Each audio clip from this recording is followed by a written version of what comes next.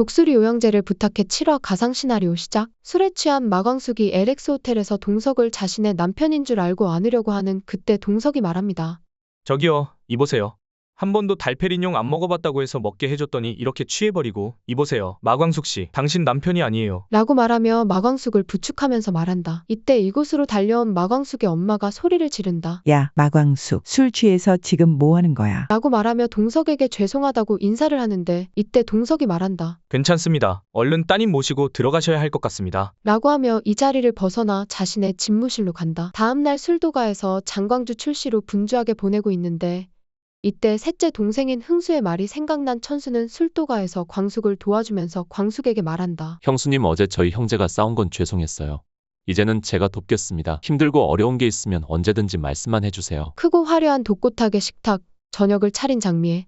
술도가의 막걸리라는 것을 모르고 맛을 봤던 장미애는 독고탁에게 그때 먹었던 막걸리가 정말 맛있었다고 말하는데 언제 막걸리를 출시하나요? 이 막걸리를 출시하면 회사는 더 대박이 날 거라고 생각해요. 우리가 LX 호텔이랑 사돈이 되려면 아무래도 더 잘 보이기 위해서는 승승장구하는 모습을 보여줘야 하지 않겠어요? 라고 말한다. 이때 독고탁은 사실 어제 저녁에 먹었던 막걸리는 술도가의 장광주라고 말하면서 공격적 마케팅으로 장광주의 막걸리가 시음회를 할 때 평가가 좋아서 가지고 온 거라고 장미애에게 말한다. 아니, 독수리 술도가의 장광주요? 그럴 리가. 이런 거 못 만든다면 빼서라도 가지고 와야지. 독고탁 아니에요? 왜 우리는 이런 거 못 만드냐고. 라고 말하면서 술도가를 합법이든 불법이든 어떻게 해서든 우리 걸로 만들어야 한다면서 촉이 왔다고 독고탁한테 인수에 대한 제의를 해보는 것이 어떻겠냐고 말을 한다. 이때 무릎을 탁 친 독고탁. 독고탁은 장미애의 촉을 믿는다고 말하면서 그래, 내가 술도가를 한번 찾아가 봐야겠다. 건강하고 확실한 전통주를 만들고 싶은 광숙, 오장수와 함께 만든 장광주로 술도가를 다시 업계탑으로 만들고 싶다. 바이럴 마케팅 시음회에서 반응이 들뜬 마음에 장광주 출시에 더 열을 올리고 있는데 이때 광숙의 머릿속에는 LX 호텔에서 동석에게 난리친 것이 갑자기 생각이 나면서 납골당해서 동석이가 막걸리 몇 개 팔아달라고 했던 말이 떠오른다. 광숙은 출시도 안 된 막걸리로 인해 동석에게 설렁탕을 얻어먹은 것이 생각나서 문자로 보낸다. 그날 너무 죄송하게 되었습니다. 실례가 아니라면 사과도 할 겸 드리려고 했던 막걸리도 전달하고 싶은데 혹시 괜찮으실까요? 라고 문자를 보내고 LX 호텔 회장실. 회장님, 독고탁 대표님이 찾아오셨습니다. 독고탁 대표님이요? 갑자기요? 라고 말하는데 독고탁이 여유로운 미소를 띠면서 들어온다. 한동석이 안녕하세요. 독고탁 대표님 말씀도 없이 어떻게 여기까지? 라고 말하며 혹시라도 아이들 문제로 오신 겁니까? 라고 질문한다. 독고탁이 사람 좋은 듯 미소를 지으며 이거 제가 못 올 곳을 왔나요? 그리고 아이들의 문제는 안 사람이 잘 알지. 저는 회사 일밖에 모릅니다. 라고 하면서 소파에 앉는다. 회장님이 바쁘시니 제가 올 수밖에요. 지나가는 길에 들렀습니다. 라고 말하면서 잘 지내시는지 안부 차온 겁니다. 큰일 없으면 다음번에 식사나 한번 하시죠. 라고 말한다. 이때 비서가 한동석 회장에게 전화로 보고한다. 회장님께 뭔가 전달할 게 있다고 하시면 누군가가 오셨는데 아무래도 전달부터 해드려야 할 것 같아서 말씀드렸습니다. 독고탁이 눈치를 보면서 한동석 회장을 쳐다보는데 이때 한동석이 손님이 오셨으니 다음번에 식사하면서 이야기 나누시죠. 라고 말한다. 눈치가 빠른 독고탁이 속으로 마광숙. 마광숙은 오장수의 마누란데 왜 찾아온 거지? 라고 궁금해하는데 독고탁이 한 회장의 방에서 문을 열고 나가면서 비서의 책상 위에 있던 장광주를 발견하게 된다.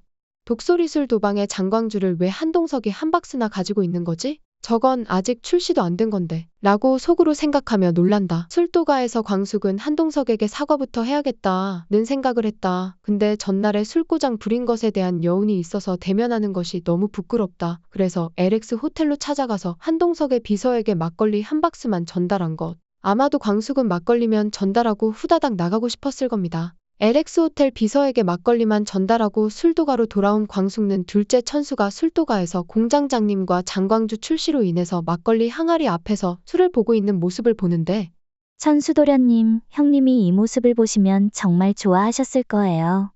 라고 말한다. 이때 천수는 형수님 덕분에 우리 형제들이 술도가에 모여서 단합이 된 것 같아요.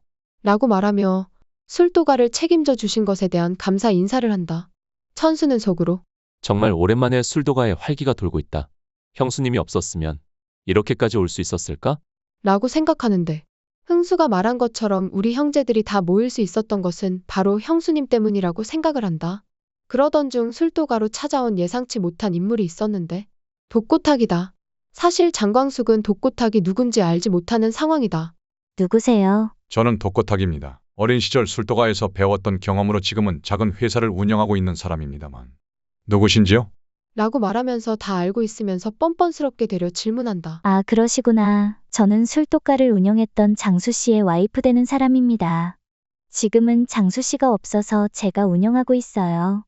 능청스럽게 독고탁은 혹시 장수 사장님의 소문이 사실이었군요. 삼가 고인의 명복을 빕니다 라고 말하면서 술도가를 두리번거린다.